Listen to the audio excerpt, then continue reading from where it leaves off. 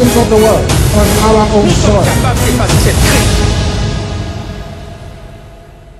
Sejam bem-vindos à Sociedade das Nações, um programa semanal sobre a atualidade internacional aqui na SIC Notícias. O nosso convidado esta semana é o professor Miguel Poiares Maduro, da Global School of Law da Universidade Católica, que é também especialista em Direito da União Europeia e autor de um recente estudo, a pedido do Parlamento Europeu, que se intitula Uma nova governação para a União Europeia e para o Euro, democracia e justiça. Aí argumenta-se que as origens da crise financeira e económica do sistema do euro estão nas falhas democráticas que o modelo original de governação não acautelou. Bem-vindo aos nossos estudos esta semana. Obrigado. Pelo que acabei de citar, parece que, na sua opinião, os maus da fita não foram os bancos ou os governos que gastaram dinheiro a mais durante anos, mas sim a ausência de democracia. Não, a minha tese é antes que o que explica os comportamentos que poderíamos dizer até quase irresponsáveis ou mesmo irresponsáveis de alguns governos nacionais e dos bancos são falhas democráticas, quer dos Estados, quer a nível dos mecanismos de governo da União Europeia.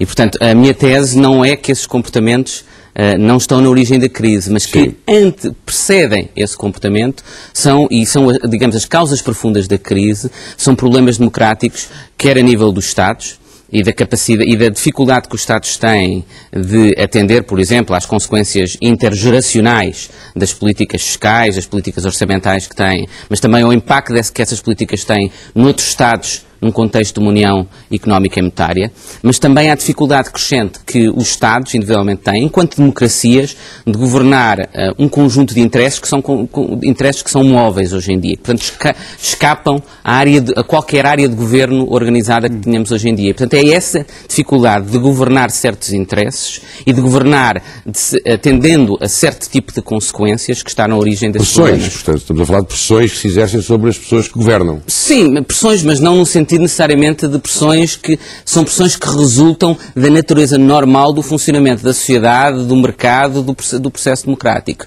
A dificuldade é, digamos, que há uma falta de sincronia entre os nossos modelos de governação democrática e o tipo de políticas que hoje em dia são necessárias e a forma e a mobilidade de certo tipo de interesses que escapam à área de ação do Estado. Ou seja, por exemplo, hoje em dia, num contexto de grande liberdade de circulação de capitais, a nível europeu e a nível global, é óbvio que os Estados não têm uma capacidade de governo democrático, de controle sobre esse tipo de interesses. E, portanto, essa é uma das razões da crise. Digamos, há duas grandes narrativas sobre a crise. Uma culpabiliza, sobretudo, os devedores, os Estados que devem as políticas responsáveis orçamentais de alguns Estados, exatamente. Outra que culpabiliza, sobretudo, os credores, aqueles que forneceram crédito demasiado acessível. O que eu digo é que qualquer que seja a narrativa que nós demos como dominante ou que melhor explica a crise financeira e a crise orçamental que tínhamos hoje em dia, na base de cada uma dessas narrativas estão problemas democráticos.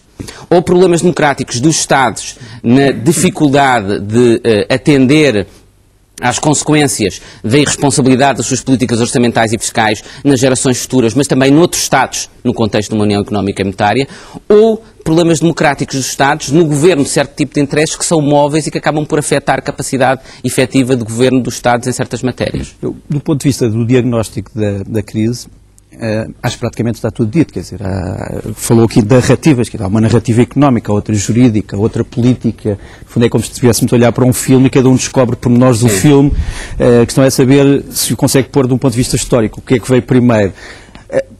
A minha questão é no entanto, outra.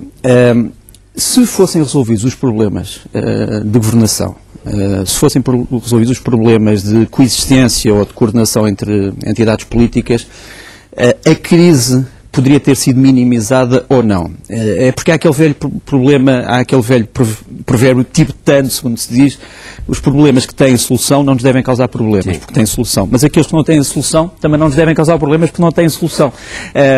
Portanto, para além do diagnóstico, sim, eu acho que onde é que se pode agir quanto à reflexão sobre as consequências de um bom sistema sobre esta crise? Um sistema de governo apropriado. Há dois pontos que parecem importantes.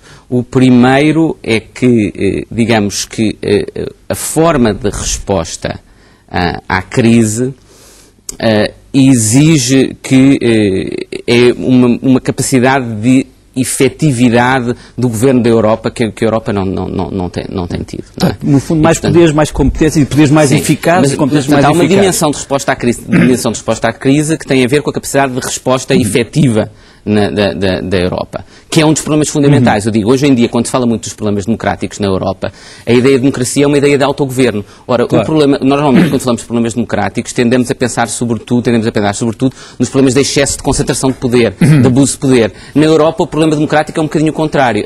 Não há autogoverno se não há capacidade de governo. Portanto, não há uma capacidade de governo efetiva. Está muito disperso o poder. Exatamente. É aquilo que eu digo, um poder demasiado fraco. Há pouca autoridade política, contrariamente ao que é tradicionalmente o problema democrático. Mas há uma outra questão, uma outra dimensão democrática. Portanto, uma das formas de resolução e de abordagem democrática do problema é como é que nós criamos um sistema de governo que é legítimo para a Europa e que fornece uma capacidade de resposta efetiva a estes problemas. Há outra dimensão do problema que é a eventual prevenção do problema. Teria sido possível prever este problema. E, do meu ponto de vista, teria sido possível, pelo menos, minimizar a dimensão do problema. Minimizar a dimensão que o problema adquiriu na Europa, de duas formas. Em primeiro lugar, tendo a Europa os mecanismos de controle de supervisão que permitissem limitar os riscos em termos de irresponsabilidades das políticas fiscais e financeiras dos Estados. E, em parte, digamos que, em certa medida, grande parte da ênfase que tem sido dada na resposta europeia até hoje em dia tem sido sobre isso. Quer dizer, um aumento da disciplina, um aumento da supervisão, que pode ser visto como corrigindo um problema democrático dos Estados, que é, se Portugal tem políticas orçamentais, políticas financeiras que são responsáveis, elas têm consequências nos outros Estados-membros. Ora, isto é um problema democrático. Porquê? Porque as nossas políticas orçamentais não atendem às consequências que têm noutros interesses que são afetados por elas, não é? E digamos que essa é uma dimensão do problema. Mas há outra dimensão do problema, que é, o problema não é apenas em uma incapacidade de resposta da União Europeia. É também uma incapacidade que os Estados têm hoje em dia, individualmente, de controlar certo tipo de questões.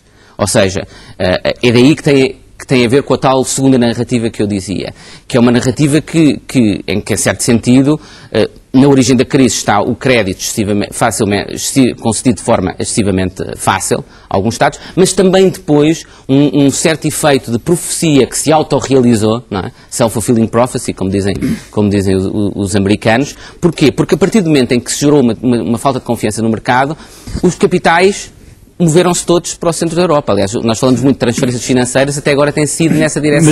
Mas quanto às narrativas há um problema, é que vamos ver um modelo que é considerado às vezes próximo do nosso, um modelo federal americano, que tem as suas características históricas, nacionais, apareceu primeiro do que o modelo europeu, tem características diferentes. No entanto, é um modelo que não era acusado de falta de coordenação política, de falta de poder político, de falta de democracia, de falta de poderes efetivos do Estado e, no entanto, a crise financeira em 2007 começa nos Estados Unidos.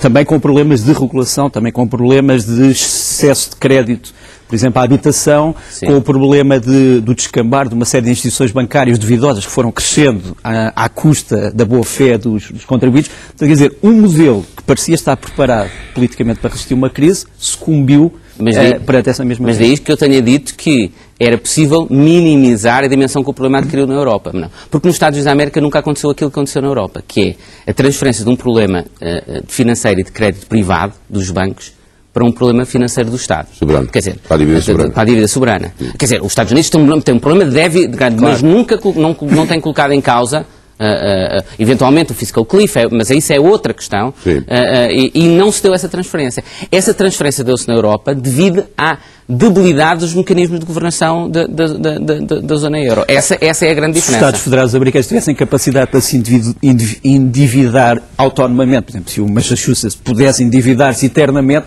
obviamente que a crise financeira transformava-se em crise soberana. Nos Estados da América, os Estados, individualmente considerados, os Estados têm problemas. E muitos estão falidos. Muitos estão falidos e muitos na prática foram à falência. E não há bailouts. Claro. Não há ajudas do Governo Federal, não há ajudas dos outros Estados. Mas isso é possível porquê? Porque, como há mecanismos de governo efetivo, isso nunca se transforma depois num problema de credibilidade geral da União. E a segunda grande aspecto, que é a grande diferença, é que é a importância do Orçamento Federal.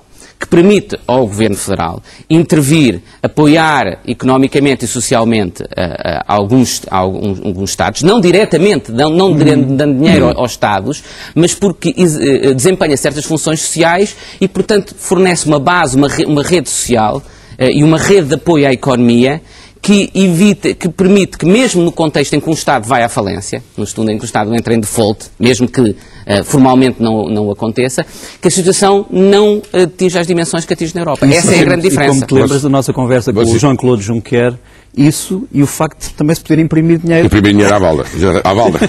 Esta decisão com que terminamos o ano da União Europeia de avançar para o supervisor bancário, muito embora a estrutura tenha sido adiada agora até meados de 2013, vai, penso eu, na sua ordem de ideia, na sua ordem de argumentação, no caminho correto. Vai no caminho centralização correto do poder. Vai no caminho correto e visa corrigir uma das consequências muito negativas da atual crise.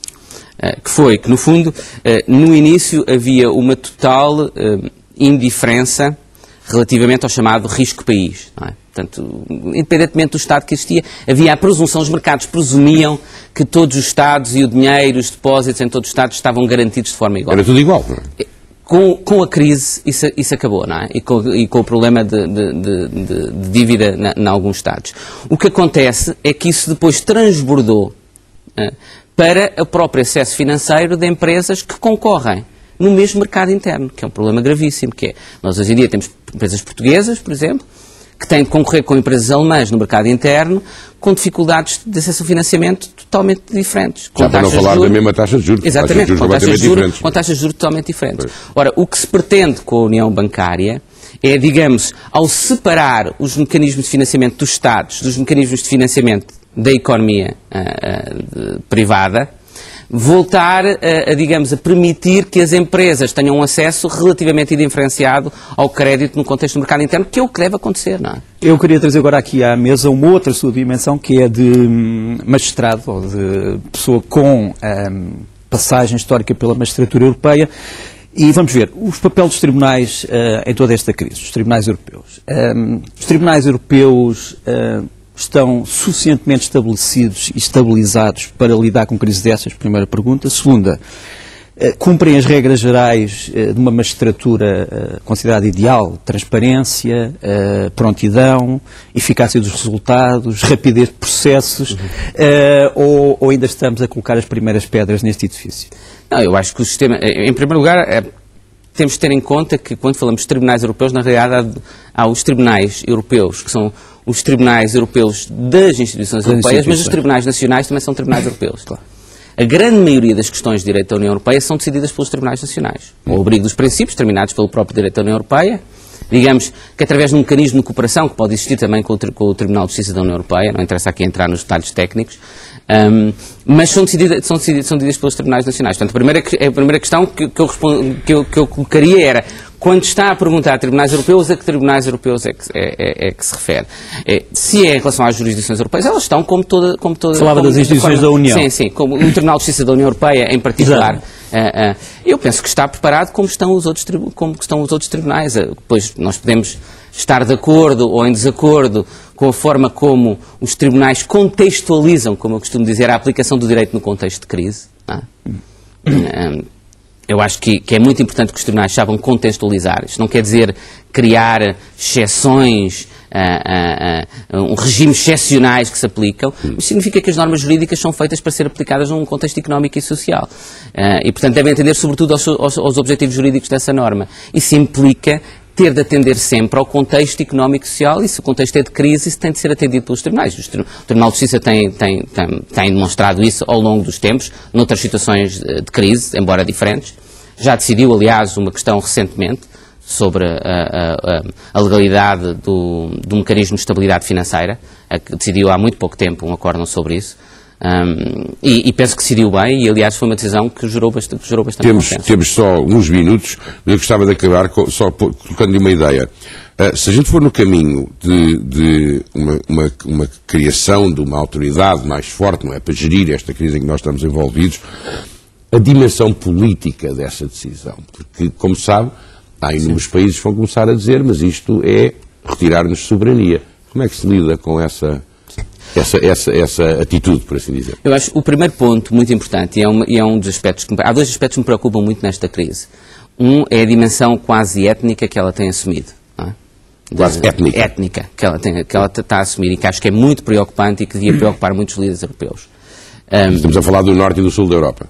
Exatamente. O segundo é o facto de as soluções para a crise estarem a ser apresentadas frequentemente para os cidadãos como uma espécie de necessidade lógica, funcional, à qual eles não podem escapar. E eu, sendo um defensor de um mecanismo de uma abordagem para a solução da crise que solicita e acha necessário mais integração, acho que isso deve ser apresentado para os cidadãos como uma escolha.